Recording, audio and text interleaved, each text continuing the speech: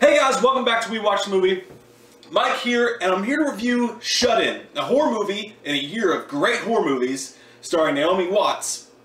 And I'm going to do a spoiler review for this later. That'll be up soon. And I'm only doing a spoiler review for it because I have to explain to you and I have to talk to you.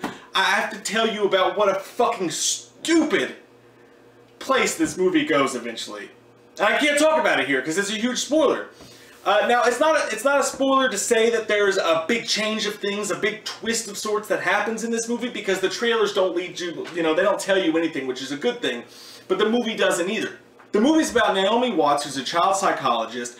Her angsty and troubled youth son, teenage son, played by Charlie Heaton, who looks just like fucking Edward Furlong. You'll notice him from Stranger Things, a way better show than this movie. Her angsty teenage son is being sent away because he has psychological issues. She's sending him to a school, she's unsure about him, it's her stepson, and along the way there, he's all pissed off about it. Him and his dad get in an argument, whereas they wreck the car. The dad is killed, and the son is left unable to walk, unable to move barely at all, save for a couple spasms or reflexes, and unable to speak. So she has to care for him while living out in Maine in this house in the middle of nowhere. Her business as a child psychologist is right next door. This troubled little kid comes in, Jacob Tremblay from The Room, and he's sort of deaf and has some anger issues and shit like that. Broke a kid's arm at school, and the movie wants you to think that there's something evil lurking under the surface a little bit. That this kid's a little fucked up. Well, she's all obsessed and involved with taking care of him. He gets taken away, but then shows up at her house in the middle of the night. Then he runs away again, and this bad storm's about to hit, so you're left not knowing where this kid is, what's happening, and I guess that up until the last act of the film where they reveal what's truly going on, you're supposed to be unsure as to what's haunting or fucking with Naomi Watts as this movie goes along.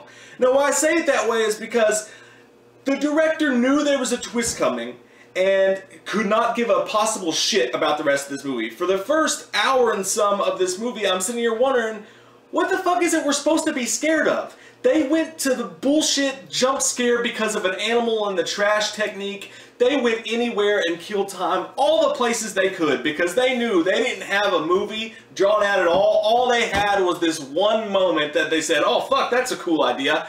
Let's try to make it a whole movie. Naomi Watts is a great actress. I love her in horror. She was great in The Ring. She was great in Funny Games. I could watch her do just about anything. And she does what she can to really add some stuff, some levity to this character. And she does a good job of it. She's not to blame for anything in this movie. Her own psychologist, Oliver Platt's really good too. Jacob Tremblay, from what I hear, is amazing in The Room, but he's pretty much wasted here. He's just a kid that pops up going, whoa. The rest of it is her having these night terrors or seeing stuff and you don't know, they don't even tell you, is she supposed to be being haunted? Are they trying to make us think she's being haunted? Are they trying to make us think that she's being terrorized by something that's alive? And you'd have to see it to understand, but the film does nothing. Like, it just goes, oh, something creepy's happening, I don't know what it is, on and on and on. We have to be like, as an audience, we have to have something that we think we're supposed to be afraid of. They try to play it off as a mystery, but they don't make anything mysterious or interesting to be mystified by. It's such a fucking waste of a movie, and it's god-awful. They have a chance here to add at least some atmosphere to the story, because this bad storm's coming and people keep mentioning, oh, outside, once the storm hits, there's supposed to be this crazy ice winter storm coming through that's going to knock out power and be terrible. So you think atmosphere, for sure, all day long. I love it when horror movies do that.